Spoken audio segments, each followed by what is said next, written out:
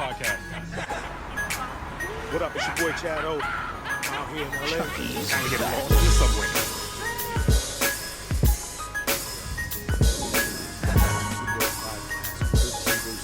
Thank you, Valencia. But I'm about to head on the train heading to Madrid. I'm telling about Two Bros Podcast on 13 Ghost TV. Like, subscribe, and send us a few messages. I don't hablo mucho español, but I'm doing the best I can. Peace.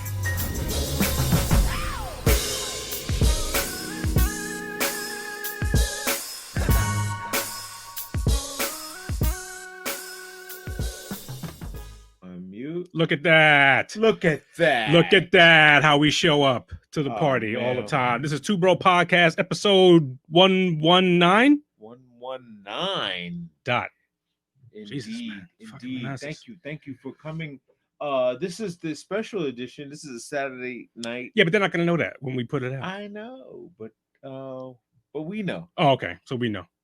We know. And this is another special episode because we got some real smooth brothers just decided they're going to chill with us for a little bit tonight. Absolutely. Hopefully you guys have been checking out the Black and Brown podcast. It is probably the hottest podcast going. A bunch of brothers decided to get together and go on a bourbon journey and put it down on the podcast. And it's not just dudes talking about bourbon. They're interviewing distillers. They're interviewing chefs. These brothers are on point, man. I'm so happy you did this. This is fantastic. And I'd love to, I know you always talk about these guys, so I'd love to jump right into this. Let's jump right in as you being dramatic. Yes. As one at a time. First to the stream, the plug in the house. What's happening? Player was good. I can't hear him in the phones. Okay. Because Can you hear me? Okay. Stand by, player. Okay. Audio. Standing by. We have it on Samsung there. We'll move it to there. What's up, baby? What's happening? There you go. There you go. We got you live here. So that's why you got to do the tech That's first. the plug. Are we bringing in? We're bringing everybody in all at the same time. In. Bringing everybody in. Next up, Silverback. It's going down. That's what I'm talking about, baby. Hey, go ahead and shout that episode again. Shout the episode again. Last 119. Episode 119. 06?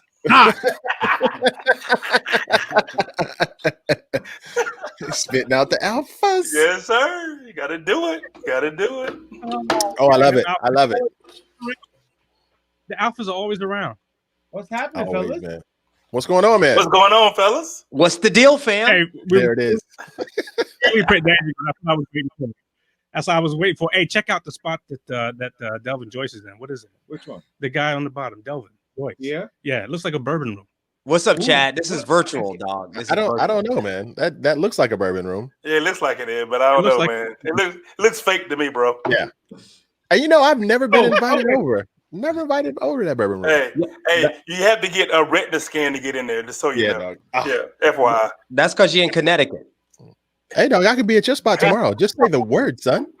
Say less. Yeah, say word. Wait a minute. Connecticut, because we've had, I don't know if y'all saw the episode where we literally said Connecticut is kicked out of tri-state. Hey, man. What? What did we do now, dog? What? What happened, Nothing. yo? Tell me. No, nothing. It's just like all the shit that happens in New York and tri-state, and Connecticut's not contributing. Not contributing. We're little, dog. We're little. I mean, I'm struggling with the fact, like, I'm up here, right? I'm in the middle of, you got Red Sox here, you got Yankees here, we got Yankees fans up here. I don't understand. Kick us out, dog. I'll take that L. That's the thing, man. I think Connecticut just wants to be New England. Yeah, they just want to fit New England, You keep saying New England's popping with bottles. Popping with bottles. That's the only thing that's holding us down, pretty much. Word. That's it. That's all we got. Fellas, I really appreciate you taking some time to hang. I know we wanted to do this for a while. It's our pleasure, man. Our pleasure. Yeah, man. I hope everybody had a great holiday. Yeah. Happy New Year, guys. Happy New Year, man. Yep. Yeah, real low key. Hung around the crib, didn't do much. Yeah, Rona kind of kept us indoors, and it wasn't bad. No, it wasn't. No, it wasn't. Kind of reminded you what's important to some stuff, you know? Yeah, Word. no doubt. We got Tiz got a little bit away. What is everybody sipping on? Because I decided to pick up something that I've never had before, because this was a special occasion. Chad over here, I'm trying to convert him because he is not a browner. Oh, so what do you like? Tequila? What's he sipping? Vodka? I'm Tito's all day, baby. Oh, Tito's vodka? Tito's. We'll get you sooner or later. We'll get you. Yeah. Converted from Hennessy to Tito's. Okay. Right. Okay. So I'm trying to get him into the bourbon. He actually he helped me a couple weeks ago tear down my basement.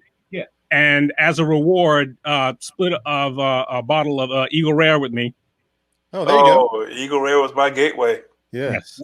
That's a good one. It was a gateway. Yeah. Yeah, man. Yep. Eagle Rare started me on this bourbon journey, man. Yep. Yeah, that was his intro. Yep, that was my intro, man. Yep. Yeah. Because before then, I didn't really like the taste of bourbon. Yeah. But Eagle Rare was that bourbon that whenever I had it, it was smooth, and I could get the flavor from it. You know what I mean? So it wasn't just super hot. It wasn't just all burn. It was just like, oh wow, I get the vanilla, the cinnamon, caramel, all the classic flavors in bourbon. You know what I mean? Right. Oh, you said caramel. Ooh. Yeah. Bud Light caramel. Hey, and I'm just gonna put this out there real quick. So my man Chad has a full head of hair. Like Chad got that Usher Raymond hair, and John is looking like us. I got a bad connection. Hold on. One second. We got some audio issues. Okay, then maybe that was us. Maybe that was us. There wasn't. Okay. So now we're good. It was like a rain. There's too many black people here on the same at the one time. They're trying to kill our sound, dog. Trying to silence our movement. Yeah, man. So everybody's in there. Say, wait a minute, hold on. I feel a force going on. A little bit. Okay. Oh yeah, that's a lot better, Joe. Everything can be fixed in post. Everything can look beautiful. We love post. Sure. Yeah. Can look beautiful. Except for our hairlines. Except for the hairline. Hence the nice flat bill. Cat hairline perfect. I'm a nut, man. My hat's to the back. What is that, man? Like, why do you?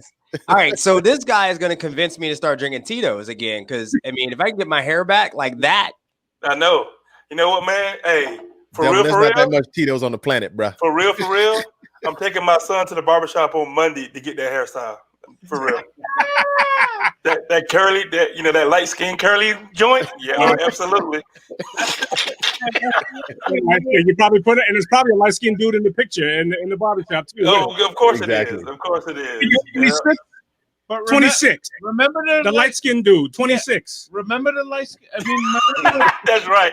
Got the poster on the wall. Yeah, I want number 26. That was cool though. It was like, I think I want this. To be honest with you, my son actually does that now, and I cut my son's 27. He's here. He's a living basement rat. Yeah, and but he pulls up pictures of like rappers or whatever else, and he's like, Dad, I want this today. He's like, I've cut his hair all his life. You said you never took him to the barbershop. No. He's never been to he's never been to a barbershop. It's not my I say, hey, go get the barbershop experience. He's you gotta go. Yeah, my boys hate it. My boys hate it. Yeah. He's never been to a barbershop, bro. He played 4 years of college. He played up at Marist. He played Marist basketball up in college. And I said, listen, go. Oh, we're pouring something here. You heard the glug glug glug. Yeah. That don't look like Tito's. That's not Tito's. Yeah, a little darker. We're going down with brown. No, we're going down with brown. I said, I picked up a bottle. I picked up something I'd never had before from the Brooklyn distillery out in Williamsburg, Brooklyn. It's 77. Okay. Hey, that look like Tito Jackson. I said Jermaine, but you Tito, okay, yeah. Tito Jackson probably made it out best than all the other Jacksons. Why? What? Why you think that? He's still why? He Where's broke. Janet? What about broke. Janet? Yeah, Janet ain't doing bad. I'm talking about just like living a very simple, fulfilled life. Nobody bothers him. Nobody sweats him. Nobody wants his photo. Photos. The dude got a little bit of residual money. Yeah. And he's off in the corner somewhere. He's probably chopping right now for the fire. Yeah. He probably gets a lot of like, you were a Jackson? Yeah. You know, like how about Stoney Jackson? Where his ass at? Where's Stoney at? Yo, I don't even know who that is. Who Stoney is that? Jackson? That's the brother who was in all the movies with the Jerry curl in the air. Eyeliner. He had the eyeliner. I do not. Who watching me? Y'all aging yourself, man. Come on, Who's watching man. me? Who's watching me? Come on, man. Stoney Jackson? What? Wow, choice. We're gonna raise you right. We're gonna raise you right. Hey, but I got Google. So oh yeah, there you go. Yeah, there you go. Put it to work. Google and YouTube. You got Stoney it. Jackson. So to tell you how revolutionary we are, we're putting bourbon in mason jars. Nothing wrong with that. Nothing wrong with that. Commandment broken. Commandment broken. Which one did they break? It's one commandment that I actually challenge. Yes. Which one is that? The Glencairn. The Glencairn. Talk to us. Yeah. The gang. This is the reason why, and this is for me. Hold on. First of all, state your case. Thank you, bro. Cheers. Happy New Year. Cheers, gentlemen. Unfortunately, I'm drinking water, but that's another story for another time. Hey, sometimes you got to refresh, Well, I'm on the clock, man. You know what I'm saying? Okay. When you're punching the clock for the man, he don't care about your hobby. Yeah, well, it's a blue container, so you say it's water. No, it's water, dog, for real. It's water.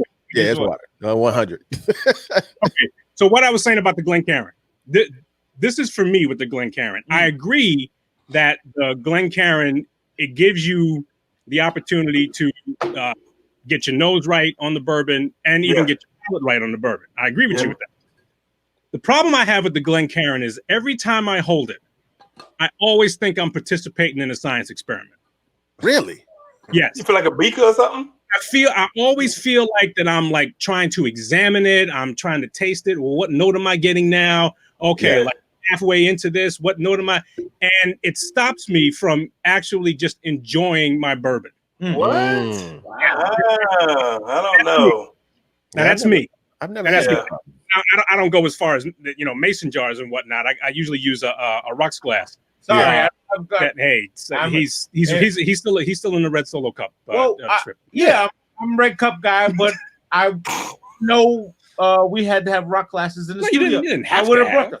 Well, I would have brought them. Well, this is your house, and we're real, so we're just. Yeah, it don't matter, man. I broke down a bottle of Elijah Craig in a red Solo Cup with a gang before at a barbecue. We had that. Yeah, but you at a barbecue, man. You outside, so you had wilderness, man. You're in the wild. So what I'm saying, sometimes you got to MacGyver that shit. You know what I mean? Sometimes you got to do what you got to do. You know what I mean? But you in your house and you want to enjoy it. The goal is to enjoy it and get to the bottom of that bottle. Get to the bottom. You know. So that's me. Sometimes the Glencairn, I feel like I'm thinking about it too much, as opposed to just sipping it and enjoying it. Okay. Oh yeah, and that's one of the commandments too. Enjoy your bourbon, brother. That's right. Enjoy it. Yeah. Enjoy your bourbon, and I love what Silverback said, because I thought about it, about how you drink your bourbon. Yeah. Mm-hmm. You drink your bourbon the way you want to drink your bourbon. Yeah. Right. Yes. You drink my bourbon. There it is. The way I want you to drink my bourbon. Yeah. You see his hands? Hold them hands up. That's not an argument you're gonna win, though. Hands you. So wait a minute. I don't know these commandments. So are there commandments of bourbon? Yes. What 10 whiskey commandments we came up with? Yeah. 10 whiskey commandments. Pray tell. I don't have them listed up. So the first commandment, this is an easy one. The first commandment is whiskey is to be shared. Right. So don't be stingy with your whiskey. Let me see if I can pull them up. I know I took a screenshot of them joints. Hey, and let me just make sure these brothers are down. So how do you know if somebody is stingy or not? Like what is a physical feature on someone? And don't say anything, Silverback. What's a physical feature on someone that will let you know whether or not they stingy or not? Ooh. Ooh. A physical feature? Physical feature. Oh, I know that. Oh, okay. Tell me. You don't let the guy pour. You don't. No. Like a physical feature, like a physical Dude. characteristic. Oh, Like a physical cat. I have no idea. Small ears, dog. Yo,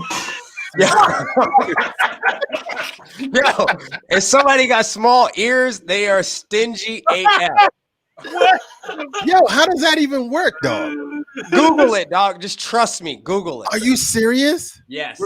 we're fact checking. We are going to fact check. We gotta fact check this.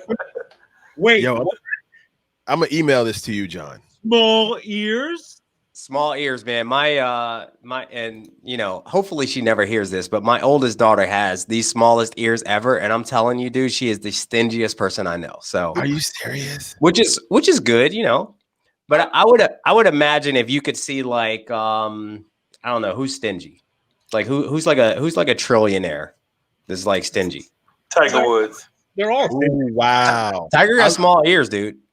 Yeah, Tiger Woods. I was gonna say my boy. What's my boy from Microsoft? What's that cat's name? Yeah, Bill Gates. Yeah, Bill got little ears. He got tiny ears. No cap. If Bill Gates listens to this, if he show up on the podcast, yo, I once used Microsoft, dog. We're all good, but I'm saying your ears are tiny, so I'm suspect. You know what I mean? You might be suspect. Man, Bill, Bill That's why we're on Google Chrome. Man. He gives away Right. billions of dollars for philanthropy. Yeah, but he got a lot more than that, dog. So, John, I just sent you the whiskey joint so you can go over and you can share it with Chad over right there. Yeah. So what's the second commandment? What's the second? Always bring a bottle, dog. Always bring a bottle. Always bring a bottle. Okay, And you know what? So that doesn't even apply to like bourbon. So in Tito's case, like if you want to bring a bottle of Tito's somewhere, show up with your hands full. You know what I mean? 100%. That applies. Yeah. Hey, Yeah. so is one to stash, one to smash? Is that up there? Or no? No, it's not actually. What? We can go through them. It's not there. Oh, I'm up to 2. Wait. Oh, I'm up to number 2. Well, Yeah. Which one did he went? He went to what? No, you went to. Nah, I don't think that's not even. Nah, see, that's just one. When we out there hunting for bottles, you know what I'm saying? We always buy 2, so we have one to smash, one to stash. You know what I'm saying? Okay. You always want to have a backup. So commandment number 3 is you don't mix the good stuff. Yeah, don't mix the good stuff. Don't mix the good stuff. Yeah. And so that's something unique to bourbon because with Tito's, I mean, you're gonna throw some orange juice in it, you're gonna throw some, whatever. Yeah. Not gonna drink Tito's straight. I rarely know anybody who would mix. No. Nah. Sour, whiskey sour. Or Yeah, but see, that wouldn't be the good stuff. You would mix more like that'd be like a lower end bourbon, something you don't like. That would be like a cocktail bourbon, something like say a Dickel. Feel me? House. Benchmark 8. Yeah, Benchmark 8 would be the hammer. Yeah, Ancient age.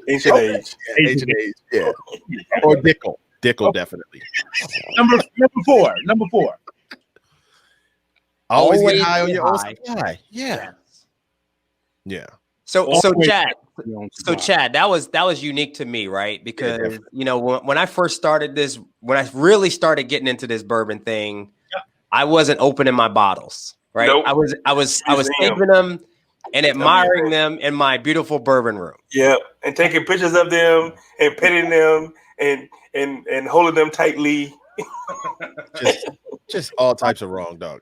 So you were the guy in the corner. You were the guy in the corner, savoring, waiting to pop off. You were just That's trying. Yeah, he named all of his bottles George. Yeah. And Always going to buy Jordans, leaving them in the box. I would pet him, I love him, I squeeze him, I'll name him George. So these guys. So Chad, so back in our second episode ever, these guys staged an intervention for me. Okay. And typically when you stage an intervention is to get somebody to quit drinking. They staged the intervention to get me to start drinking my bottles. So our thing tasting the product, dog, is you should get high on your own supply, open your bottles, at least taste them. So what were you drinking then? like one bourbon, dog. Ooh. Where is it? I would drink whatever was open, but when you start hunting bottles and you get good bottles, you don't want to open up, you don't want to crack these bottles, right? Because you work so hard to get them. Right. Yeah. Okay. So I would crack the stuff that was easy to get, But wouldn't you be curious as to what that bottle tastes like? I mean, no, he would ask us what it tastes like when we would drink it. When right. What's that taste like? Or Like, he would no, come open by yours. my house and drink up mine because he would open up his. All right, so here's the other thing. So in fairness, this all went down during a global pandemic.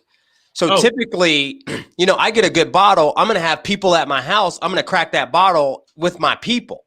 Right. Word. I don't want to crack a bottle with my 14-year-old with the little ears. Now it's stuck. I'm telling. Give it to her. She ain't giving it back. She's I'm telling Emery, your dad said you got little ears. It's messed up. Wow. Oh, this is exciting. Okay. So number 5. Don't be a tater. Don't be a tater. Delvin had to explain that one to me because I still yeah. Tater, not a tot or a tater. Yeah, not top. So ironically, I made tater tots for the kids tonight. Whole other story. Whole other story. And fish sticks, right? And fish sticks. No, fried fish, but not fish sticks. Nice. Fried fish? Oh, you fried fish, dog? 2 nights ago. Leftover. But they don't know. They don't know. I put it in some hot grease. They think it's fresh. So you air fry it? You air fried or like Crisco? No, dude. He went old school, dog. Old school. I put it in that sour mash. Hot pan, old grease. That Crisco can on your stove. No question. So John and chat, a tater is someone in the bourbon whiskey world that will go buy a bottle and then put it on the secondary market and try to mark it up for 3-4 times the price. Yeah. Is also the person that will go and actually overpay for a bottle just to say they have it, right? Right. So that's people from people who want to buy it, right, who want to drink it, who want to enjoy it. They kind of buy up, they kind of corner the market and get all the product out of circulation. This is the thing. This is real. Oh, real. Unfortunately, yes. 100%. Google it. They can't 100%. they can't just Google the market price. They can't figure out. Yeah, but they set can. the They just market want to mark it because up. they have all the product. They set the market because they have You all like the that? product. Fire. Okay. Yo, I'll give you an example, Chad. So I don't know if you remember. Well, you're not a whiskey guy, but John, you know this. So there's a guy named Fred Minnick, right? Yes. Who is a whiskey critic. And Fred, the what was it called? Hang on. The Henry McKenna 10-year. 10-year bottle and bond, right? Single barrel. He gave that whiskey of the year at the San Francisco Spirits Championship, right? And then all these taters went out now because it won this award. They went out and bought all the Henry McKenna at $50 and then immediately put it online. It was less than that. It was like $39. Yeah. $30-$40. And they put it online for $150, $200 because they're taters. So And now if you find a bottle, you're gonna pay about $89 for it. If you see it. And it's not worth it. I wasn't really feeling that bottle either. I was kind of disappointed, actually, to tell the truth. Yep. So the word tater, I'm confused. What's the? Oh, whoa, that's him. That's it. Yep, that's it. That's the McKenna. Oh, it's the McKenna. That's the McKenna. The label is fire though. $100 bill. I mean, I like the label. You don't think it's worth $80? Nah, I wasn't feeling it. I mean, some people like it, but I wasn't feeling it when I had it. Hey, if you want a sample, holler at your boy. DM me. I see your sample. Yeah. Okay. All right. Yeah. Oh, It's a 40-degree day. Yeah, it's like a 40-degree day, man. Yeah. Nothing special. Yeah, nothing special. We actually so we've been on the grind all day today. We had a few podcasts. This is like our third one, right? Oh, yeah. So then we did a What's Cracking when Delvin brought that up. He got that on the ear. It's something you gotta listen to, but it's like it's the funniest thing, dude. I'm crying. I'm still crying about that. Yeah. Okay, number 6. Where are we at? Number 6 is what is that?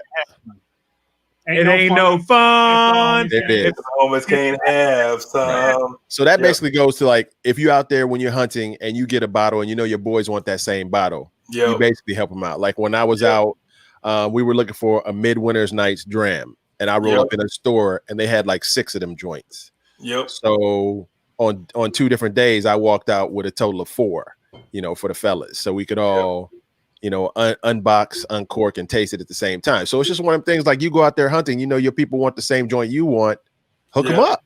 Hook them up. Okay. Hook them up. Hook them up. Yeah. But it's the balance though, because he said they had 6 bottles, but he only walked out with 4. If he was, I didn't want to take. If he was a tater, he would have taken all 6. Yeah. Right, and then put the other 2 on secondary market for double the price. But that ain't me. But that ain't him, because he's now, do you run the risk in hooking your homeboys up? Do you run the risk of being labeled a tater? Because nah, it's retail, bro. Retail. Yeah, it's just retail. I don't mark up. So I told my guy, so my guy knows me when I go there. He knows what I'm looking for. I'm not gonna be out there trying to sell it on the secondary. Like I'm buying what I'm buying, I'm drinking. You know what I mean? Okay. And what you getting for the homies, we drinking. Yeah, we drinking. Yeah, we're not gonna turn around and gouge. And usually we drinking in a setting like this. Yeah, since exactly. we have COVID.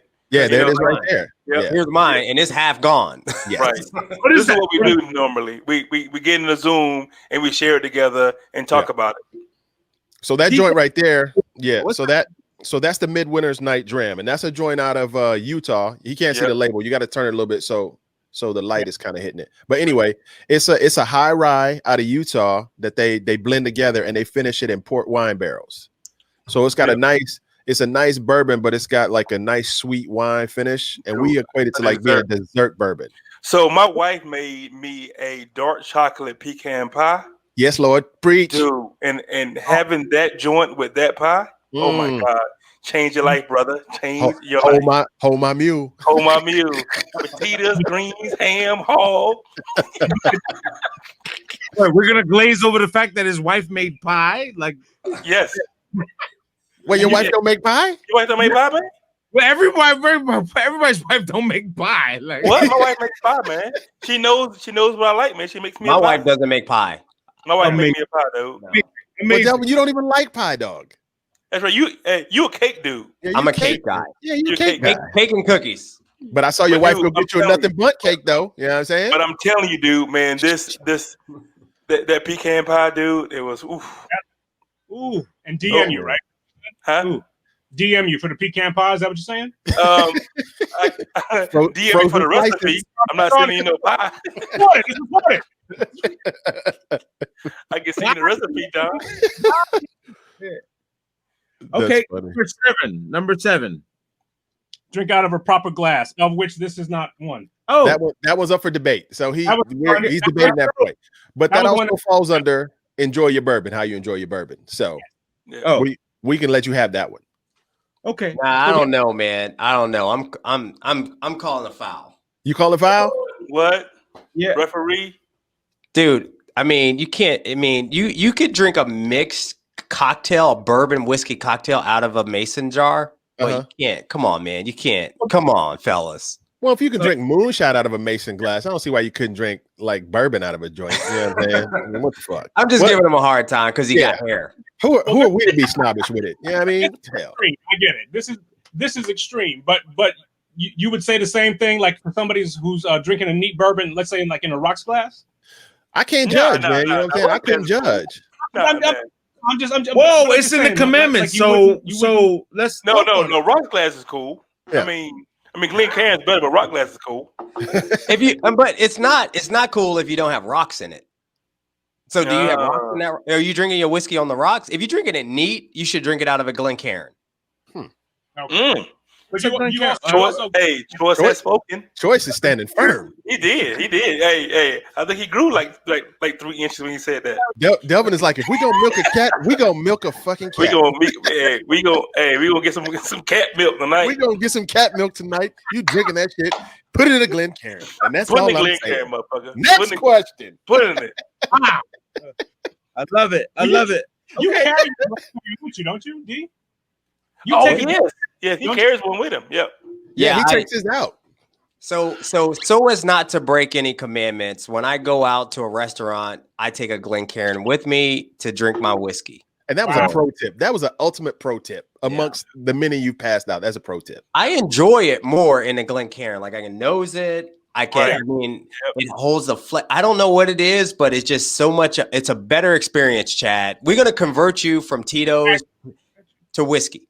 And I don't know if I told you guys this story, but this is a funny story. I went out when I was down there for training when I was in the hotel. I think I told you guys this story. When I walked down to the bar with my Glencairn. And I set up at the bar. I was like, yo, can I get a barrel of bourbon? I wanted to taste it. And she was like, how do you want it? And I picked up my glass, put it on the counter. I said, neat. She was like, you brought your own glass? I said, yes. Yes, ma'am. And that's how we started talking about bourbon. Word. Pro tip. But that's a James Bond flex, right? So James Bond used to always flex when he ordered his martinis. Shaken, not stirred. Right. It's the same thing. You drop a Glencairn on the table at a bar, they know you serious. Yeah, she was like, oh, you obviously know bourbon. I was like, well, Yeah. Have a small podcast. I'll have a little. Pour my shit in my glass. Yeah. I'm on the podcast. I have no quarrels with you. What you guys are saying? None. It's funny, man. I like it. Hey, experience the whiskey, which we're all doing right Number 8, experience the whiskey. now. Oh, go to number 9. Go to number 9. Oh, number 9. Go to number 9. Number 9. Never grimace. Never grimace. Talk on it. It's like poker. Yep. Never let them see it on your face. Because whenever you drink like a high proof bourbon, it's gonna burn. I mean, you're gonna get that Kentucky hug, but you can never have that expression on your face that this bourbon is too hot for you. Yeah. You want a Tom and Jerry face. Yeah. You want when you sitting on like Joker Deuce, you don't want everybody to know that. You know what I'm saying? You want people to know that you ain't got nothing. You know what I mean? Like a man. It's like like a man. Yes. Yep. Like a man, like Guru said. You guys talking about being thugs, but you scared of jail. Right. That's it. Yeah. Hey, tell me your story, Choice. Tell me your story. I love that story, Choice. Tell me your story. When I came to your house? Yes, sir. Hey, the look on your face is like imprinted in my brain. Like I would never forget that look. So I went to. I knew it was hot. I knew it was. I went to the Silverback's house. This was after our Kentucky trip, by the way, in March. Yes, it was after that. Yeah. After the Kentucky trip. So I went to his house and he pulls out a bottle of Stag Junior. So if you're familiar with Stag Junior, it's like a very high proof barrel strength bourbon, right? Got some to it. Yeah. Oh yeah, it's got some kick. So and every batch has a different proof. Yeah. The one I think you had was like 128 proof. At the time, I'm still hanging out with Eagle Rare. That was my gateway as well. Yeah. Blanton's, those are 90, 93 proof. This joint was 128 proof. Mm-hmm. Yep. And so Bill was like, hey, you want to hit this Stag Junior? At the time, I really didn't even know what it was. So he pours me a little sip in a Glencairn, right? Yep. And I take that sip, and I'm just telling you, man, that joint hit me like Ray Lewis. Like, but in the spirit of the 9th commandment, Chad, I didn't grimace. He would never know. You would have thought I was drinking Tito Jackson. That joint had to be hot, though. It had to be hot. He had that plastic smile on the face,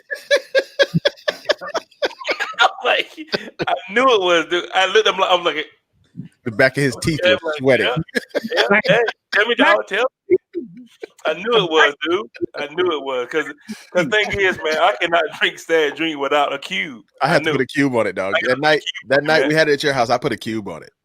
I drank me a glass last night. I had a cube on it. Yeah, man, that's some heavy weight right there. I like cubes on it. I mean, I'm no lightweight. Dude. Yeah, me too. Me too. I like a cube. I mean, I really do. I think the joint I have now is like 133 proof. Okay, so number 10.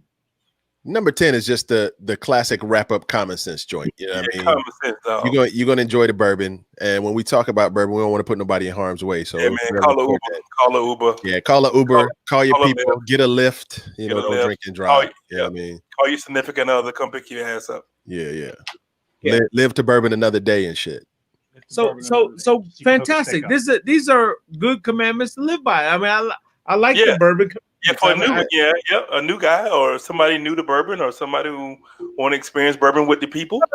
I love it. I love that you guys have a creed. We try to adhere to it. Exactly. And so we're breaking one of them with the glass. We are breaking one of them, yes. So we're breaking. Well, I mean, hey, you guys have your own just like with the regular joints, you try to stay true to them. You know what I mean? It's just you got the rules, you try to follow them. If you don't, well, damn it, you try to follow them. And it was in the spirit of Biggie, right? It was in the spirit of Biggie's 10 Crack Commandments. So right. Okay. All right. True indeed. Now, we just talked about this earlier with some friends, and when you follow those with Biggie, we all have we all hip hop, we love hip hop, and so we were looking at a lot of lines that Biggie threw out there, and we said, what are the ones that we don't like when he says like shit like throw him over the bridge, and we all go, what? Wait, I'm not that. I don't. But Biggie at the time, Biggie was trying to communicate his point. I think that was the court case. You know what I mean? He was getting his point across in court. And if I can interpret, I think Biggie was saying anything is gonna happen. You keep fucking with us. You know what I mean? I get it. I'm with you. Yeah. But the new listener doesn't understand. Right. Yeah, no, true that. Verbatim. Right. So they don't. Dude, I hear lyrics all the time like, did he just say what I thought that was? Like, and did you go to like Amazon and they have the lyrics? You like, no, that's what he said. That's what he said. That's what he said, and I'm not down with that. Yeah, no. By the way. No, she's not that fine, though. She's not. She kind of cute. Yeah. She's okay. Again, these are things that these rappers have said, and we follow until when the beat go and we go, hey, I don't want to. Hey, can you imagine being on the dance floor with that song? Like, what? Did he go? No. What is going on? No, I'm stopping dancing right then. I'm out. Right. So imagine teaching, hip hop to your Gen X or your millennials or your whatever, your kids, and you're explaining things, and we're talking, hey, we don't, like the mumble rap. We don't like all this crazy that mumble rap, tight clothes and all this stuff. And my son goes, Dad, look at the Furious Five, and these guys were wearing halter tops with fur shawls. Feather earrings and furs that were like the pigeon furs. Yep. And I go, no beef. Right. You win. Okay, you got me. You win. And because you think about that, when the Furious Five and all those, they were trying to compete with disco. And that's how those disco cats were dressing. So they were trying to get some radio play and some acceptance because, that's how the disco cats were dressing. So that's how they were trying to dress too, to try to get some, some listenership. A lot of people don't give credit to how the punk rock scene influenced the hip hop scene and how those two kind of like blended together. Really? Yes, absolutely. Punk rock. The punk rock. Okay. Yeah. How those two influenced each other, and how that moving forward after that, it came with guys who were like, "Yo, I don't have to put on all this stuff. I could go out there and I can rock with my T-shirt, and I can rock with my, I can rock with my Kango. I don't have to be anything else other than, And Run DMC was one of the first to do that kind of stuff. Yeah, when they came out with they were rocking like but first they came out with just the denim and the Adidas, first, and then they switched over to the leather, but they were the first one to break away from all that kind of theatrics of it. They made it more hardcore and stuff. Just jeans or black jeans, Adidas, leather hat. That was it. It was none of all that other stuff. Well, the wallet on the chain, is kind of a staple, like for the punk rocker thing. And when black guys do it, they go, "Oh, you're a punk rock guy. You got a chain hanging and." And there's all sorts of telltale signals of like. So what is that for, though? I mean, I've seen that before. Like, what is the chain on the wallet for? I don't know. They can't steal it from you. Like, you can't get picked. No, you can still steal it. I think it was motorcycle culture that came from. When dudes would ride a motorcycle and it'd be in their pocket. If it came out while they were riding, they wouldn't lose it. Okay. I was wondering. Of course, with anything hip hop, we take something and we do, like my man say, you sprinkle some adobo on it and you add that flavor and everybody want to say, and you just make it part of the culture. There you go. That's why you the plug. That's why. That's it happens, though. You know what I'm saying? We take everything and make it spicier and shit. That's us. Word. That's how we started with the wearing your sweatpants with one leg up because you were riding exactly. the bike and the chain would catch the sweatpants. Yes. Yeah. So next thing you know, you got a little kid named like Miley Cyrus doing it in videos and shit, and then it's like hot. Culture vultures. Let me go ahead and throw some braids in and make that shit pop. Yes, sir. Yeah. So where do you guys see the bourbon scene on?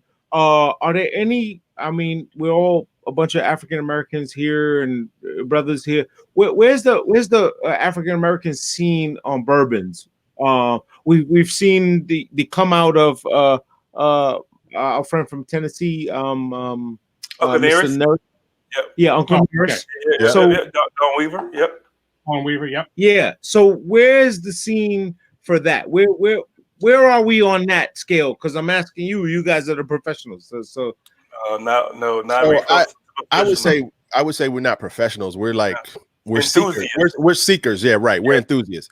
So what we found with Fawn Weaver's doing big work with Uncle Nearest, and I don't know if you guys keep up with the news or if you see what's out there, but Bro Brothers just broke ground in Louisville. First brothers with the Black Distillery. Bro Brothers. And I think it's Bro Brothers. I think their last name is Yarborough, but I think they call it Bro. And we tried to reach out to them. We're trying to get them on the show to holler at them. There's another husband and wife. Fresh Bourbon. Yeah, they're trying to open up out of Lexington, Kentucky, right? Lexington. Yep. And there's a veteran out in San Diego, SR Distill. He's got a brand that's small right now. He's doing some bourbon and he's doing some rum. And Greenwood, right, Delvin? So Greenwood bourbon is coming, and they're in where they at? They in Atlanta, Georgia. So there's some out there, and basically the way we got started, we wanted to try to find that in the industry. That's what we were looking for. Yeah. So along the way, of course, we had to interview the players that are out there now, right? Just to understand how the game is and how they're trying to increase diversity in what they're doing. And we met a lot of more. We met a few allies in the industry right now who are trying to do some things and expand their their optics in what's happening in the industry, knowing how much the dollar is not just green but black, right? Right. So we want to focus on what our people are doing pretty much, and make sure that story's told as much as we can tell it. And only being in this game almost a year, man, we made some great discoveries because I guess we hit it at the right time. Who knew a pandemic would take three knuckleheads like us with a little passion of some brown liquor and we talk about it and people could vibe with what we're saying. You know what I mean? Just like you guys are doing, you know what I'm saying? When I listen to your podcast, you're dynamic because your siblings is cool. We just got kind of lucky because Bill's my cousin and Delvin is a friend through association and we like to get together, drink, play bad golf. You know what I'm saying? So it works out for that. And to like Delvin likes to say, for the record, what we're trying to do is all this stuff will be archived one day out here on the web, the internets, we like to call it. And people can look at this shit and say, oh, okay, I didn't think about this. They kind of shed the light on it. I can go deeper and find more. And hopefully other people will spin off like from our, like how Delvin says, our coaching camp and, come out with their stuff, seek further and point more light on other stuff out there. So that's what we're trying to do. So it is out there. Like with those brands, we're trying to bring them to the place where they'll talk about us and say, what's going on? Like we talked to Duke and Dame, they're doing a salted caramel bourbon that's really dope. And those brothers are doing good things. You know what I mean? So, I mean, it's a lot of real estate out there that they're opening up. Yep. So, good. Yeah. And that's important. And I think, the culture on our side doesn't hear enough about these stories. Right. They only see, Instagram and TikTok even cut Instagram in half, right? So it's basically said, we know you guys don't have a big attention span. We're going to give you 10 seconds of what we think you want to see and what you can obtain. So trying to get your point across and us trying to get a point across with just us reconnecting and being siblings and being, in tune with life and what's going on in the world. We're always looking at those. We think of the podcast as a time capsule. We think of it. Someone's going to open this later. Someone's going to open it 100 years from now and go, these guys were fucking on. They knew it. They knew what happen. You know, we don't know what we're seeing, and no one sees themselves getting fat in the mirror, right? You don't go in the mirror and go, "Oh, babe, I'm getting boobs. I'm getting man boobs. Look at me." Except the people's choice.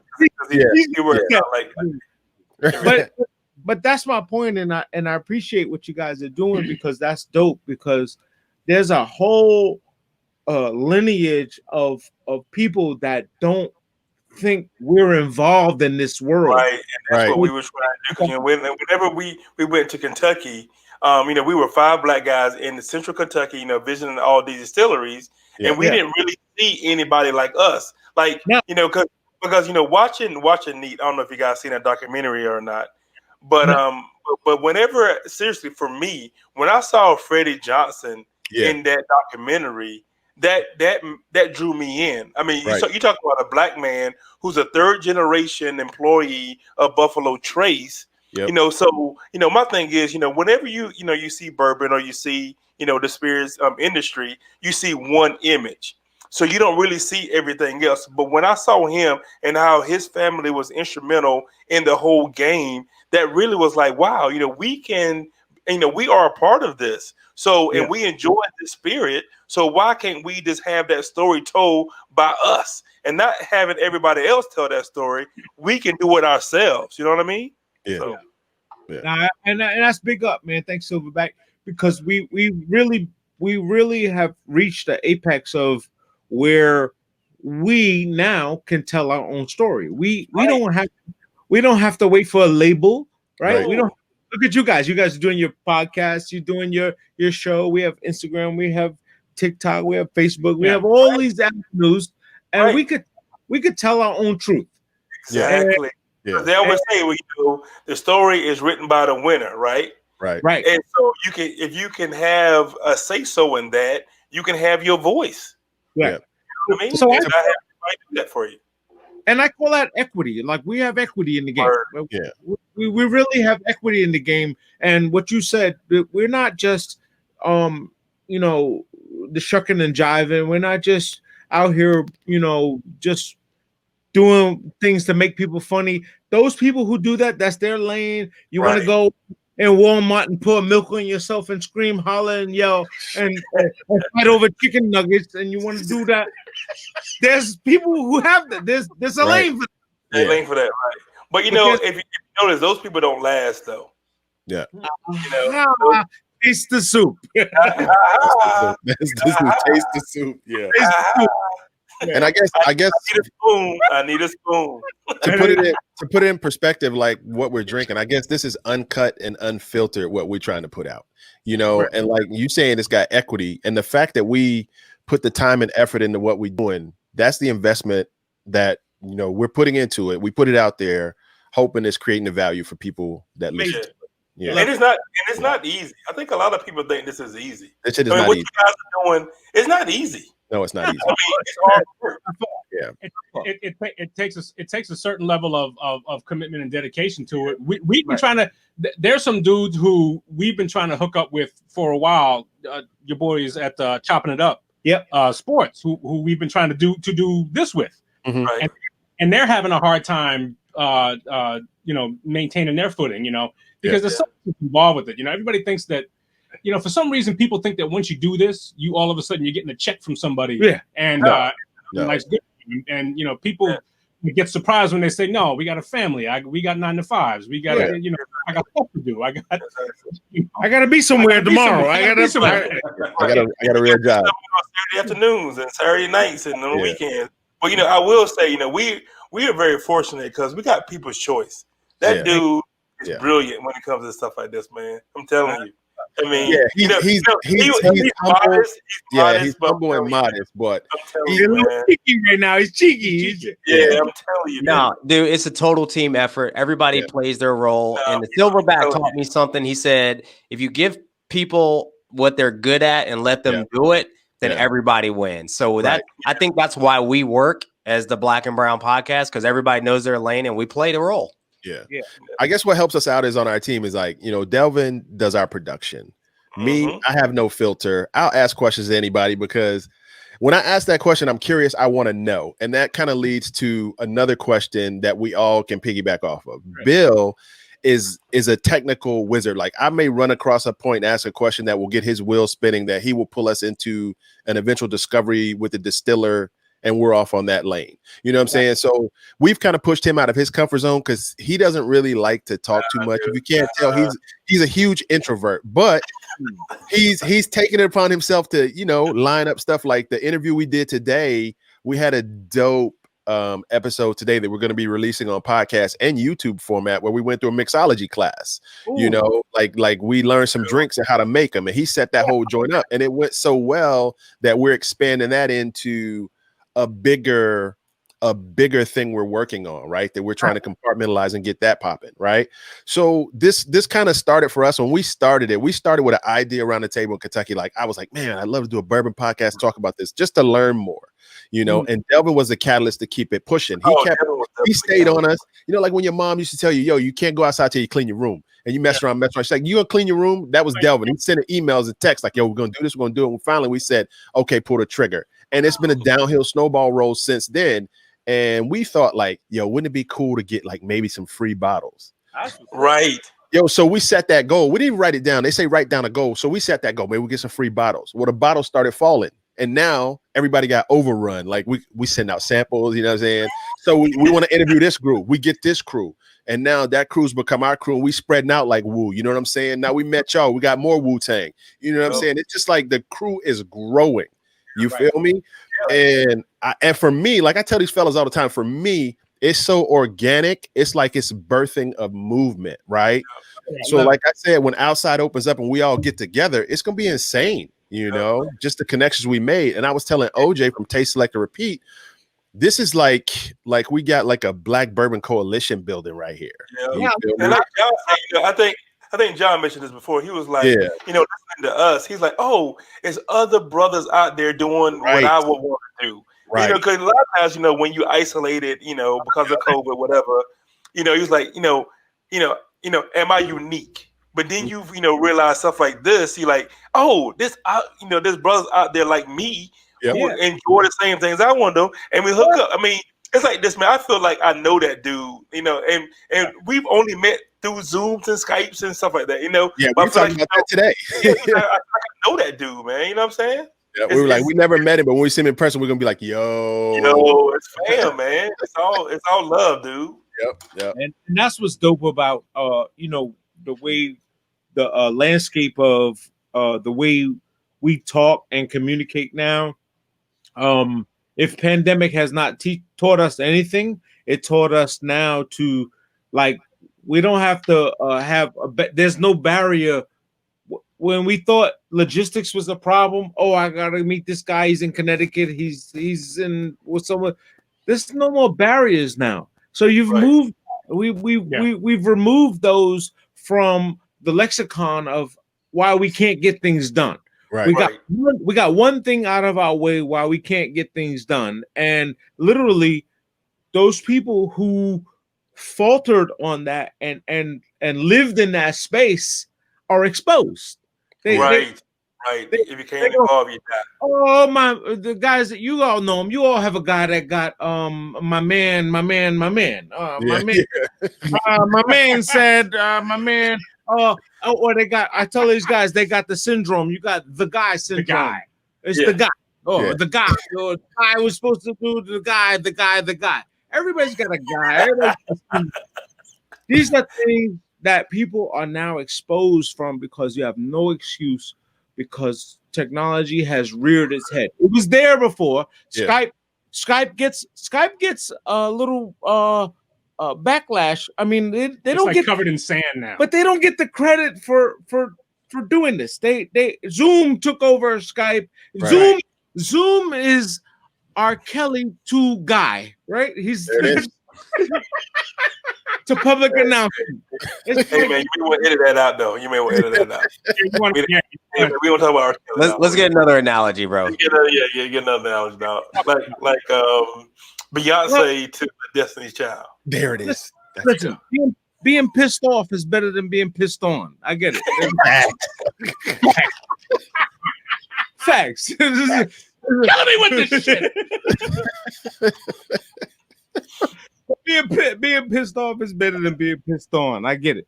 But at the end of the day, somebody is always the next. And so for you can't put this genie back in the bottle. You can't put it back in the bottle. Amen. You can't put this genie back in the bottle. I mean, once COVID hit, and it was unfortunate for a lot of people, but at the same time, it opened. I'll speak for me. It opened my eyes up to what was out there, who was doing what. I had no idea that there were so many Black people involved in whiskey and bourbon. I had no idea there were so many Black people involved in cigars, who had their own cigar shops, who had their own cigar lines, who had their own clothing lines, who were doing all of this together and have no problem communicating and connecting with you if you had a question about their line, about their product, about what you're doing. Yeah. So now we've been able to do this virtually, and when this all, when we can all leave our houses without our archaic government snatch your neck up and whatnot, it'll probably grow even more after that. Yeah, definitely. Okay, now we meet this person, and now, oh, hey, what about that dude in Colorado? Oh, do you know about this dude in Mississippi? Oh, about this dude. It's. I think we're seeing the genesis of something. I think we're seeing the genesis of a connectivity of Black people. Yeah, 100. Yep, I agree. Yeah. Yes, sir. I think it's a strong point too, because and one thing I want to say about you guys, the three of you are unapologetically Black, and what I mean by that is, and what I mean by that is, you don't hide the fact that you love your hip hop, you give your references.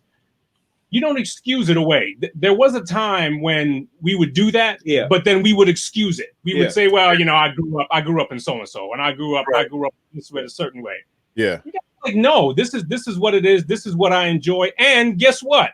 I'm a successful person. I'm successful in my career. I got a family. I'm dedicated to my family. I'm committed to my family. I'm all of those things that you thought I couldn't be. Amen. And also, I got a piece of that thing that, I can, I mean, forgive my language, but if I need to, I can go in that nigga bag if I have to. Yeah, absolutely. Yeah, you're right. So I always say, man, there's a 9 to 5, and there's an after 5. Right. Man?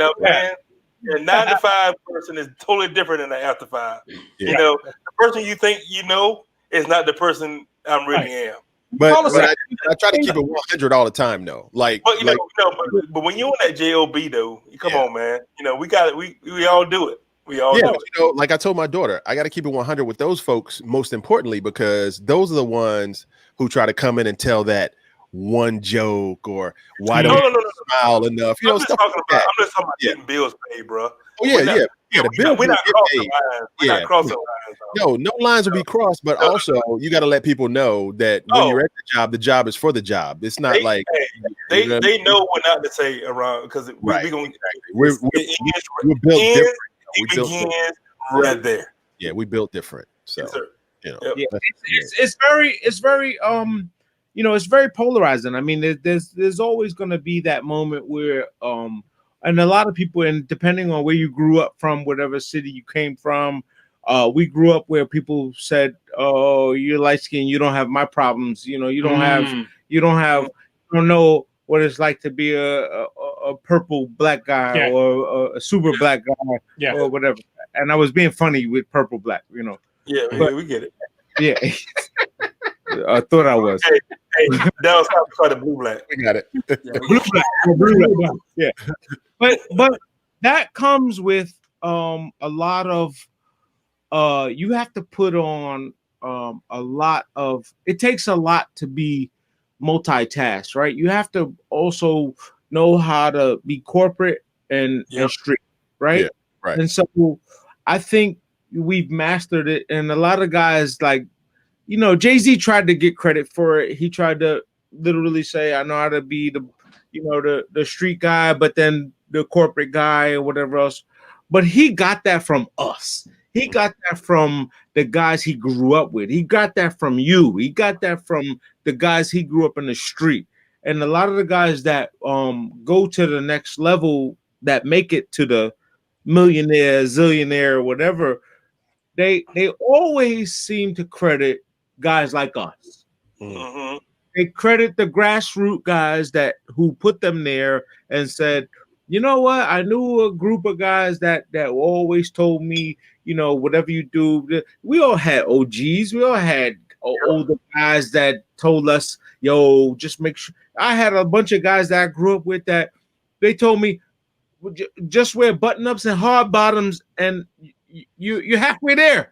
And yeah, and under that shade tree with them brown paper bags. They didn't know they was all worse than I was, but they said, listen, man, you know what? It's amazing when you put on a button-up and a hard bottom, or it's amazing when you put on a suit, and I'm in the corporate world I'm in the hotel and hospitality, and depending on how much you've indulged in our podcast, I do hotel renovations and stuff. So I've been on the beverage sommelier side. The first tux I've ever wore was to a wine tasting, where my food and beverage director was like, go to the banquet office, get the tuxedo for the maitre d' who does the parties, go get his tux, and I'm taking you to a wine tasting because you're next, like you're the guy. And we often try to make sure that the future knows our plight, but we always have this tough time navigating, we often have this time where we're feeling sorry for our success. No, I mean, I feel sorry for it, but I don't feel like it's an explanation I need to explain to my peers. You feel me? That's what I was looking for. That's what That's what I wanted. That's what I wanted to hear. You get there, but you don't want them to come at you and be like, "Oh, you got here for X." You know what I mean? It should be the same hard work that you did, I did, and we got here. That's my thing. I don't want to look at it differently. You know what I'm saying? So, well, that's the answer I was looking for. That was the response I was looking for, because a lot of us keep apologizing to the people that are not there that you still associate with, and that's what that was the second half of that comment. Yeah, we apologize to the people who we still have commonality with in the hood, or our friends that don't understand, and we're trying to translate world culture to local culture. You know what I'm saying? You have global things happening in the world, but we try to go back and say, well, this is how they do it over there, and they go, I don't, and they'll never get it. Some people will never get it. Right. Yeah. So and thank you, Plug. You said it exactly the way I wanted it to hear. So I think one of the other energetically. I think one of the other things too, though, when you think about how we show up, right, corporately, I think the thing that we have to remember is that, our superpower is that uniqueness and that background that we bring from our diverse backgrounds. And I got to give a shout out to one of my good friends, because she always says that we do a lot of talks on diversity, equity, and inclusion. Yeah. And she likes to say that this is our superpower. Yeah. Because when you show up in corporate America, you may go throughout your day and be the only person that looks like you, but you got to look at it on the other side. You're the only person that everybody else encounters that looks like you. Yeah. That is your superpower. So bring that uniqueness to the and show up that way every day, and it sets you apart. It's value. And I think unfortunately too many times we've looked at it. Other people have looked at it as a detriment, but it's not a detriment. Oh, you're bringing value to the table. Yeah. I've known so many people. I used to coach youth football. We used to go to the football camps, and it was always out in like, it was always out in the sticks and stuff like that. And so when we go out to a restaurant, we were the only group of brothers in the restaurant. And I was amazed at how so many people were just literally afraid of being that spot, of being the only one there, thinking that this is what makes me weaker. Yeah. And there was a couple of us who was like, no, this is what makes you the strongest person in the room. Right. You should walk in with your chest big. You should walk in and put that big smile on your face, and Yeah. of course be cordial, because unfortunately people take it to the extreme and think that means Yeah. you should roll out a red carpet. No, that's not the case either. You know, but that's something that you should be proud of. You should be proud of. Yes, look at the value that I'm bringing to this spot, because Amen. you know me and my brother are the only two Black Americans here in this joint. Fine, thank you very much. Can I look at the menu, please? Yeah. Exactly. Right. Yeah. Exactly. Yep. Yeah, get past that. All right. Yeah, get past it. How many more podcasts are in the season? Are you guys closing up shop or what? Yeah. I don't know. Yeah. Choice keeps a handle on that. So I think we have 2 more full episodes and 2 more episodes of What's Cracking. Yep. And then we're gonna roll into season 3. So we'll take a little break, roll into season 3. And our goal is to do it bigger. So, you know, like you guys got your YouTube going. You know, we want to interact with our fans a lot more. And so we just plan on making a big splash in season 3. Yep. Is a YouTube channel coming? Yeah, so we dropped a little trailer at the end of last year. We were toying with the idea, and so now we're trying to work out how we're going to do it. And that's basically between how Delvin thinks we can get the most value from it. Mm-hmm. But we are going to upload a visual representation of the interview we did today, learning the cocktails, to see how people respond to that and the feedback we get from it, to see how we're going to go forward. Because it is one of those things where you can hear it, but it needs that visual as well as what she's going through, making the drinks and stuff like that, which was really dope. That's dope, man. That's dope. Yeah. I'm looking forward to seeing that. I can't wait. So have you checked out the hashtag? The Bourbon Sounds Like hashtag. No. Bourbon Sounds Like hashtag on Spotify. Bourbon Sound. Yeah, hashtag Bourbon Sounds Like. It has a S in there after the sounds like. But yeah, so we put up so when we have people on the West Coast, that, man. I mean, we need to promote that a lot more, man. Because let me tell you something, man. We have 12 hours of music. Yeah. 12 hours of music, dude. And it is fire. And it's across all genres. It's hip hop, R&B, you know. Rock, it's got some country in there, rock, when people talk about what the bourbon sounds like on the air, what they get. Old school. Yeah, so let's explain it for our man Chad, though. So John, you've been on and we've taken you through the gamut. So Chad, you know, we believe that, you know, bourbon, it has a nose, right? So you smell it and you tell what you get on the nose. It has a palate, so you talk about what you get on the taste. Yeah. But we also say it has an ear, right? Because we're who we are and we bring flavor to everything we do. Ooh, when you drink it sounds like something. You know, like your brother said, he got the Lex Beamers and the Benz. You know what I'm saying? From Lost Boys on his ear. Yeah, he got Lost Boys on the ear. You know what I mean? Love it. Yeah, so what people get on the ear when they drinking bourbon, you know what I mean? We put it on a playlist so people can enjoy that joint. So what happens? You have a SoundCloud channel? It's on Spotify. Yeah, it's on Spotify. It's on Spotify. Yeah. And then what you say, DJ? What'd you say? You said it has. Yeah. So my question for you, Chad, is you guys are over there drinking bourbon out of mason jars right now, right? What are y'all drinking? We're drinking something that came out of Brooklyn Distillery. What's the name of it? It's called 77. 77. Okay. Oh wow! Like Brooklyn, New York. Yes. Oh wow! It's the year before I was born. Wow. So Chad, what do you get on the ear on that? What does that sound like? What does that bourbon sound like? Yeah, because a lot of bourbon, man, takes you to a spot. You know, takes you to a place. Oh, like a song, you know. Brooklyn Distillery, 77. Yeah, look at it. B-R-U-K. Yeah. It's a wheat too, Bill. Uh-oh.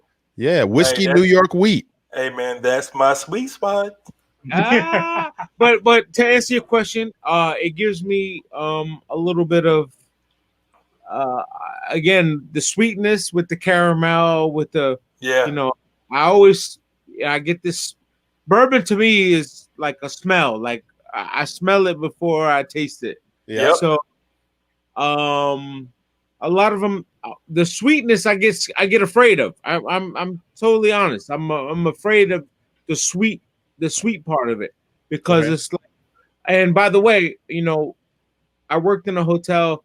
I you know I did inventory of liquor and I smelt these bottles for 10 years.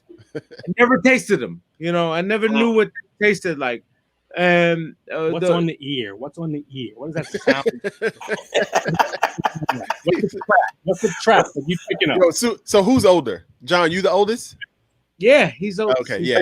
Of course. He just pulled rank on him right there. Exactly. Eat your oatmeal. Eat your oatmeal. Mom's coming. Eat your oatmeal. What's the track? What track is coming to your mind? What track are you feeling right now? I mean, something from Brooklyn, man. Something got to be hitting. I want to go outside, man. Yeah, man. Yeah. Something got to put some Timbs on. You know what I'm saying? Yeah. I almost broke out the fresh Timbs today, by the way. Yes. No, it's too cold for that. Yes, exactly. That's what I was thinking. There's still a little scuff on the ground, so I'm like, it's a little chilly. I'm not doing it. I'll go. Jay-Z. Jay-Z? Yeah, the first album. Okay. Dead Presidents? No. What's the track? Oh, Reasonable Doubt. Reasonable Doubt. I'm reasonable. You gonna go Reasonable Doubt with this? I'm Reasonable Doubt. Reasonable Doubt with this? Yeah. Okay. Wow. I like it.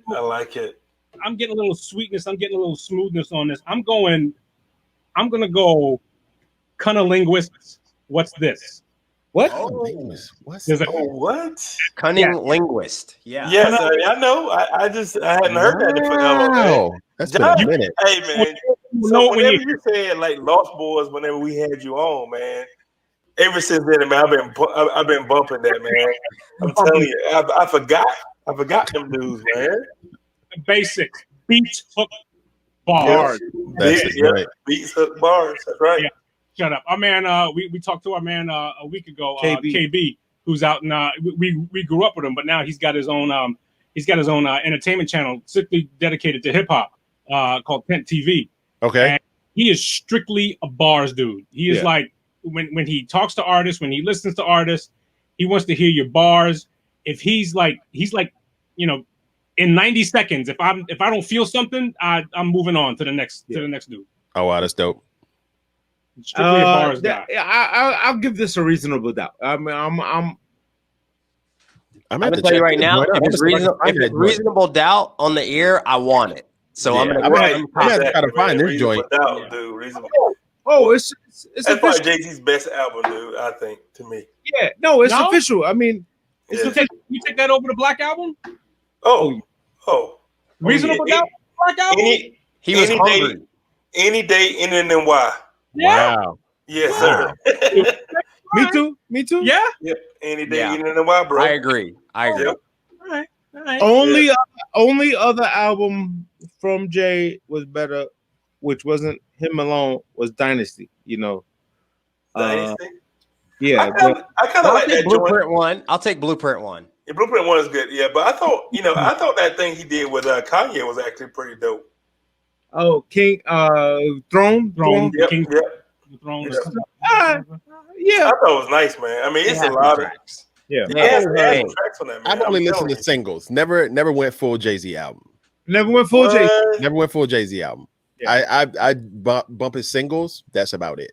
Yeah. I'm just saying, man. I thought Jay-Z kind of was played until Kanye came in and he dropped that Michael Jackson hook in that song. Yeah. What's the name of that song? Yeah. When he dropped it was the ABC, it was part of the hook of that song. I don't remember that.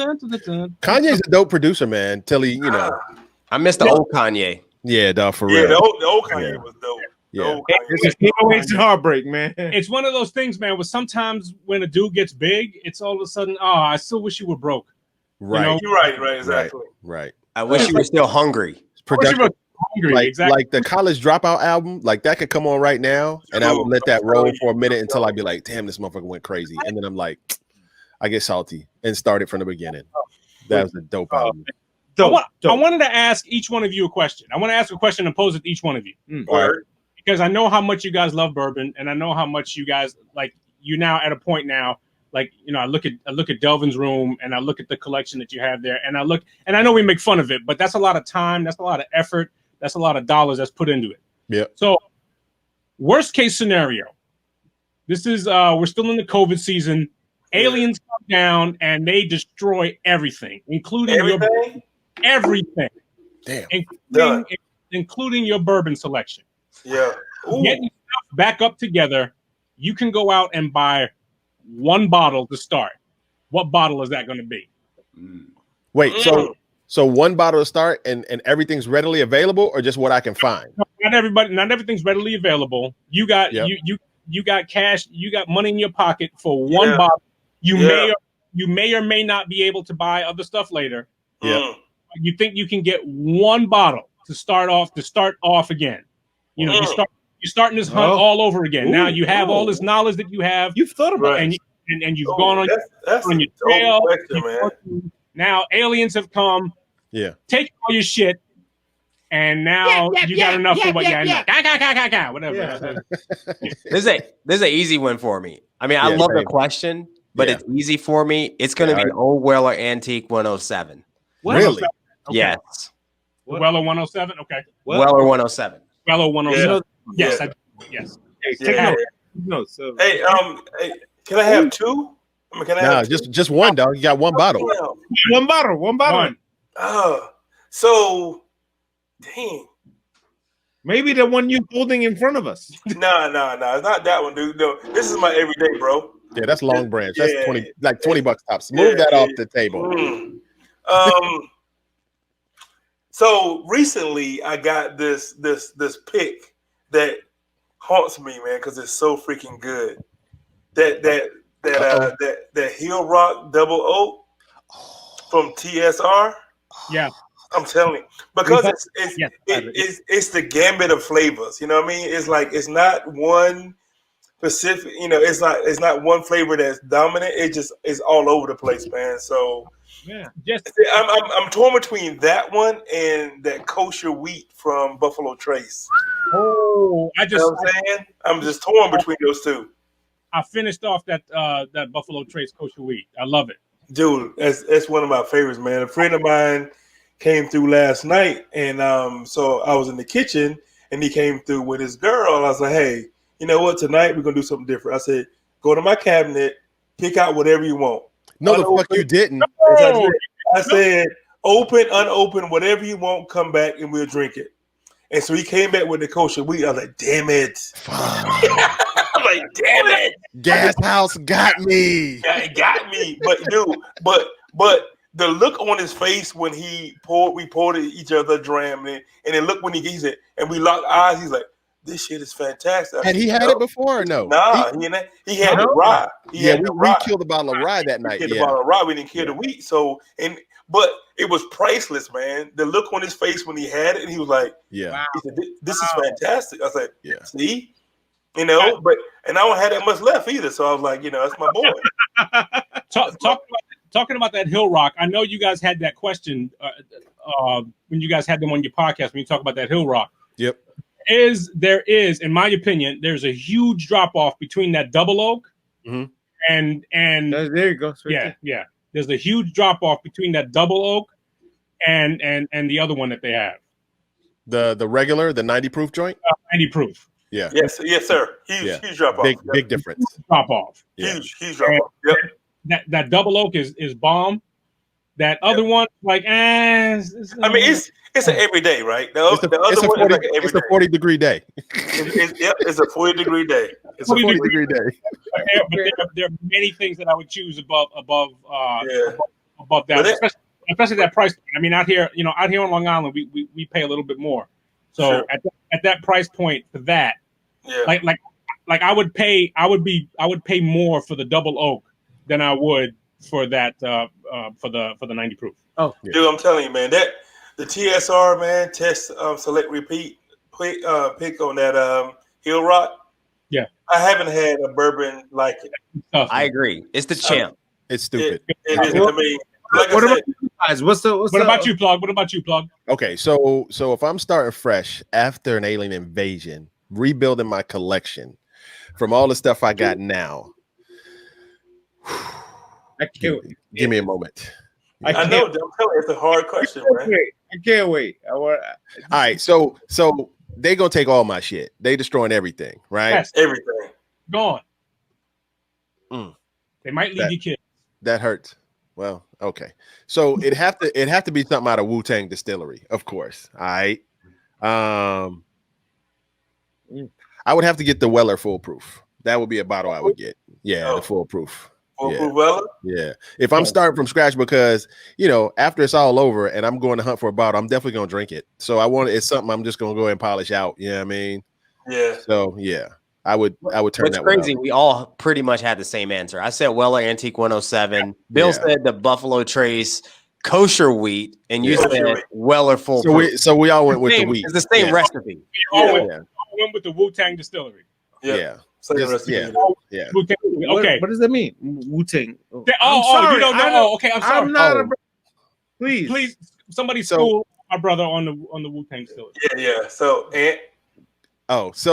So our favorite distillery is Buffalo Trace. And on our first show, we compared them to the Wu-Tang Clan because Buffalo Trace has so many bottles coming out of it, many styles. So that's why we equate it to the Wu-Tang. So we call it the Wu-Tang Distillery because the 3 bottles we mentioned just come out of the weeded recipe. So Delvin has a favorite mash bill. They have mash bill 1, mash bill 2, which is like corn. What 2 is heavy rye? Is it, or do I have them backwards? So Delvin, yours is the mash bill 2, right? The favorite mash bill 2. So Delvin's got like every bottle out of the mash bill 2 that he could show you back there in his bourbon room from Wu-Tang.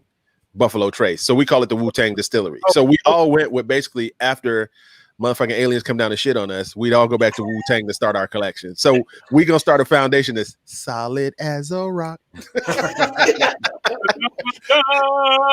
Yeah, dog. We're gonna Ashford and Simpson. We're gonna build it up. Damn it. That would be terrible. That's where I'd start. Chardonnay? Which selection is ODB? Yeah, I don't even think we said blends. We said blends. Yeah, we did say blends. ODB? Yeah, we said blends. ODB. Yeah. Really? ODB? Shimmy yeah. I know that. I think we gave Method Man 2 bottles. I think Meth got 2 bottles. 2 bottles? He was antique. Wasn't he antique? And what else was he? And he was just regular Buffalo Trace. He's the regular Buffalo Trace. Right. Yeah. He's mainstream. Yep. He's Buffalo Trace. Yeah. No, man. ODB. He's that and the Antique 107. This is Meth right here. Method Man. Yep. The 107 and the Buffalo Trace. Yep. You get ODB Blantons? Oh, wow, man. Yeah, ODB Blantons, man. Blantons is that rare joint, dog. ODB had bars for days. You know what I'm saying? Rare joint. I mean, to this day, I still believe ODB made his shit up along the way. I really don't think he ever sat down I really think he hit the studio, whatever's on my mind, and then it comes out, and then I think they had to tell him, so this is what you said. And blah, blah, there's some joints on YouTube if you can find it when he did a joint with Pharrell, right? And Pharrell was talking about when he was in the booth, right? They're recording it, and they were like, he was just like, "Yo, I'm gonna sing on this one," and he starts singing, and then he starts spitting bars, and Pharrell is just dumbstruck. That's out there. You can find that because he was just off the dome, man. Bro. And if you hear some of his joints, just the metaphors he spit, like we were talking about MF Doom today, same thing, man. Some of his bars was you'd be like, what the fuck did he just say? And you rewind it back and just be like, you know. Yeah, man. So ODB would always have a special place in my heart, man. Because I remember when I was in college, you know how you ball on, Saturday mornings. Mm-hmm. I was kind of quiet. I was in balling. But you had that radio in the corner, and so it was my turn to play the music. I put on ODB, and they were like, "Okay, build down." You know what I'm saying? It automatically got me in the fold, man. So they were like, because I was wearing khakis and butt downs to class, so everyone thought I was a nerd and shit. So I played that ODB like, "Oh damn, Bill's actually black." Hey, and Ghostface was my guy. I'm a Ghostface guy. Oh, Ghostface. Ghostface. Pretty Supreme Clientele, maybe the best album of all time. I agree. Supreme Clientele was dope. I don't think Ghostface gets the cred that he should get. Yeah. No, Ghost is the guy. That was the only group to ever pull off what they did too. Put out a dope ass group album, then everybody get individual deals. And then they came back and did a joint. Yep. I mean, they all had individual contracts. Yeah, dude. Yeah. Just 100%. Yeah. I have the pleasure of being in a studio with ODB with when he did the Mariah Carey wow. Yeah. Baby, come on. And that was completely by mistake. That was 100%. You know, my son's godfather was a producer for Lauryn Hill. He did the Miseducation of Lauryn Hill. That's the only ever she had. Won a Grammy. I mean, literally won everything. Yeah, everything. That was like one of the best albums of all time. All time. Oh, classic. But Fire. the time that we spent at Chung King Studios, where all these guys performed and recorded, that's where he got his bones at. And when that was recorded there, Old Dirty Bastard showed up literally out of his mind, didn't know where he was. I love that pour. Love that pour. That sound. Love that sound. Literally showed up and touched everybody's pockets. It was like, yo, he lost his front. His grill, yeah. It had just so happened to be in the pizza box that they ordered pizza. He was so fucking coked out of his mind, he didn't know. And he literally was touching. Yo, I'm a frisk everybody. And my godbrother, which is my son's godfather, he said, "Look, you're not gonna touch me. You're not gonna touch my friends. You're not gonna touch my people. We work here. We're part of it. We'll help you find it, but it's not going down like that." And he was like, "You like me? You must know gun fu, cause I got a gun and I'll fuck you up, but you all right, you know." And he was just like the music. That's what I appreciated. He was just like his music. He was erratic. He was unapologetic. He would rap. He would sing. He would do whatever it was. Yeah, that's dope. Beatbox. He would beatbox. You did not know what kind of TV you were gonna get when you open the package. So I say to the bourbon guys, who, when you open one, when you open a new one, you're probably saying, I hope it's not this, or I hope it's not that. But at the end of the day, if it's an ODP, it's that's why we're saying it's Blanton's. That's why we're saying it's Blanton's, because they got the toppers, and you don't know what topper you're gonna get. Right. Mm-hmm. Right. And that's the interesting thing about bourbon too, in itself. I mean, look, bourbon is pretty much made the same way through all distillates. Yeah, you know, it's roughly the same thing, different mash bills, but it's pretty much all the same stuff. And you guys studied this, right? You guys studied what you get. You can do the same thing over and over again, and what you can be you get different results. You know, because the temperature was different, or the barrel char was different. And the floor it was on. What you get can be a totally different thing. And the fact that you can get, like, out of some product that you can get a certain level of consistency, that in itself is about damn near a miracle. Right. Yep. I think when they make the sour mash, that's the only thing that gives you like maybe consistent flavor. Yeah, but they leave a little bit left over, but so a lot of variance. Yeah. I'm gonna have the opportunity to talk to some dudes next who started a distillery and who started their bill in Georgia, and they're doing a 70% corn, 25% rye. Oh wow! And just 5% barley and 5% barley. Yes. So high corn and high corn and high rye. Wow. Which is like it's different. Yeah. I don't know anything that similar rivals that. Oh. Yeah. So 70% corn, and it's 25% rye and 5% malt. So I'm curious as to what that's going to be. So what's next for the Black and Brown podcast? I mean, you and thank you so much for joining us. We had a great time. This is fantastic. I love. Man. I had a ball. This is fantastic for me on a Saturday night. I mean, my brother has always made.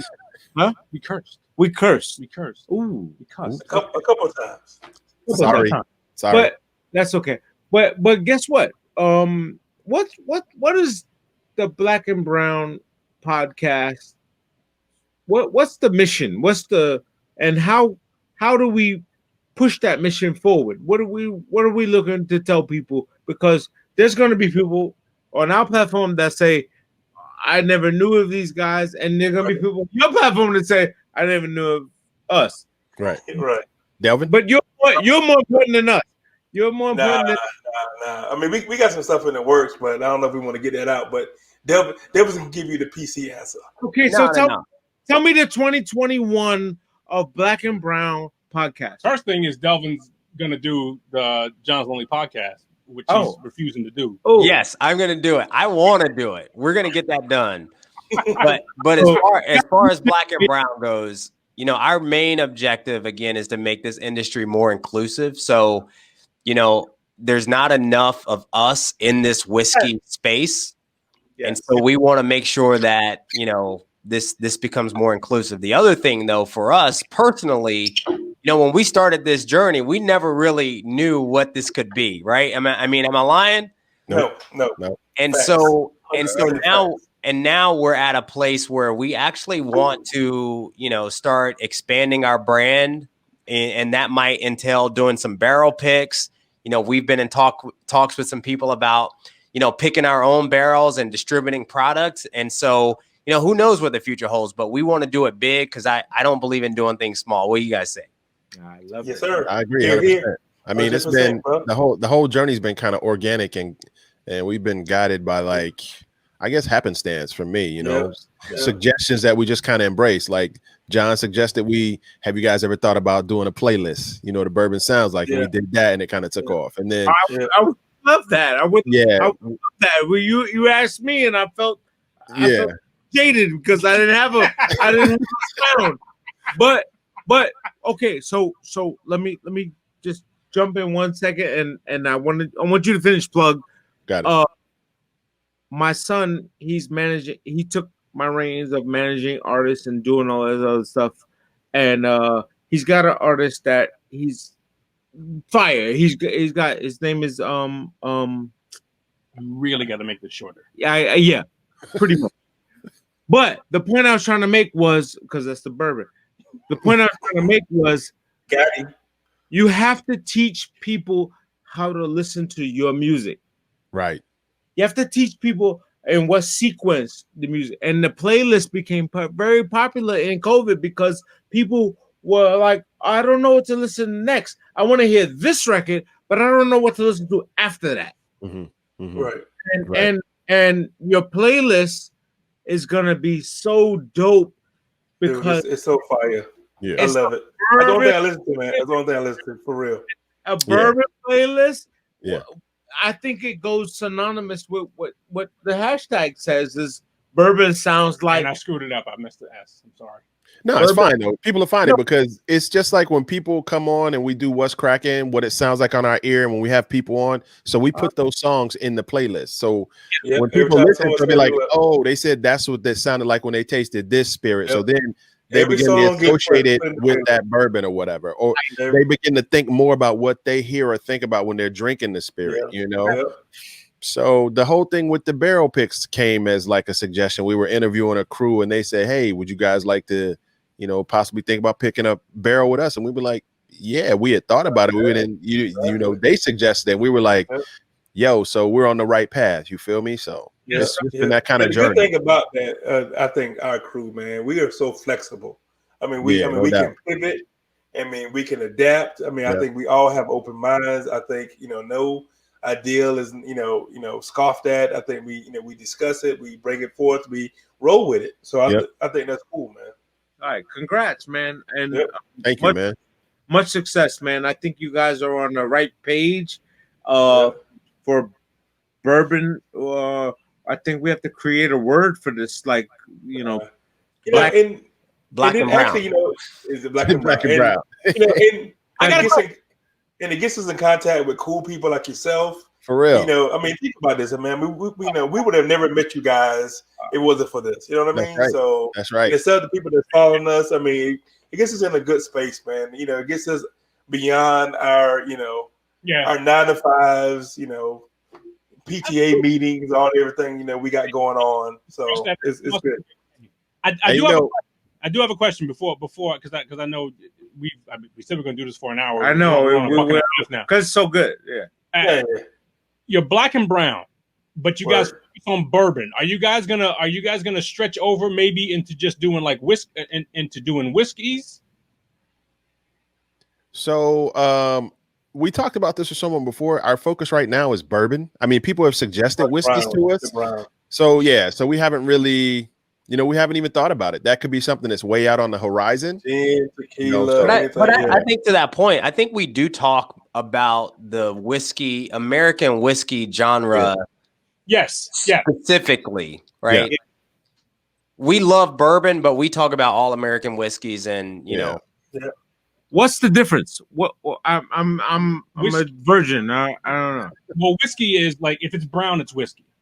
Yeah. But not all whiskey is bourbon.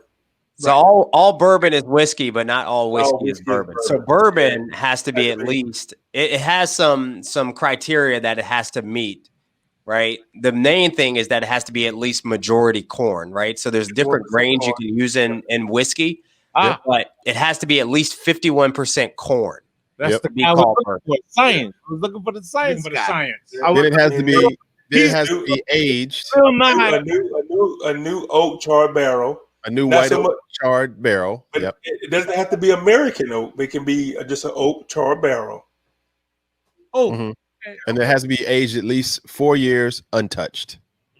Well, what? 2 years. 2 years. 2 years. Untouched. Untouched. 4 years bottle and bond, but 2 years. Oh yeah, 4 years bottle and bond, 2 years untouched. There's no really rule that says how long the liquid has to be in the barrel before it becomes bourbon. There's no really set rule for that. But it's got to go into the barrel at 125 proof, right? Or less. Right. But, Oh, it's funny because I've talked to some people who do that same process internationally, and it's actually the same thing, but they legally can't call it bourbon because it's not U.S. born. Because it's not in the U.S. Yeah. There's a huge whiskey community in Australia. Yeah. Yes. And a lot of them do what we would consider to be classic American bourbon, but they can't call it bourbon. It's not U.S. Not made. Yeah. And from a marketing standpoint, the only thing that would sell is if they call it Scotch whiskey. Yeah.